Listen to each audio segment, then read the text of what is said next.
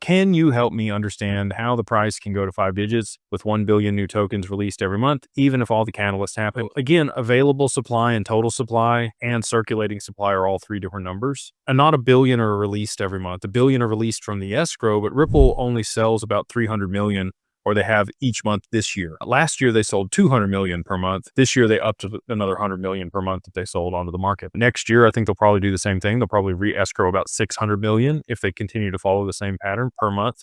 So not all billion tokens flow onto the market. And in addition to that, they don't always go to the exchange either. Sometimes there's two strategic partners and other people that are going to use that capital that also might lock it up and not use it. So that limits supply also. So I know there's a lot of FUD out there about people that, they don't understand the supply and demand dynamics and how actual macroeconomics work. And they sound compelling. And I appreciate that, but I live this every day. And so 5 digits is really the demand from derivatives. That's somewhere between $400 trillion up to $4 quadrillion in total asset value. Daily volume on that would be astronomical on daily volume for derivatives. So if you can imagine that alongside all of the other applications that XRP is going to be settling, the demand for it's going to continue to grow. And after price appreciation, a lot of banks are going to be holding it to pay gas fees. There's not going to be a ton on the market to be able to settle all this stuff, even if it's used at a high frequency up to 10 times per day, like was listed in Michael Barr's calculator. He was at the head of BlackRock for a period of time. He showed in his calculator,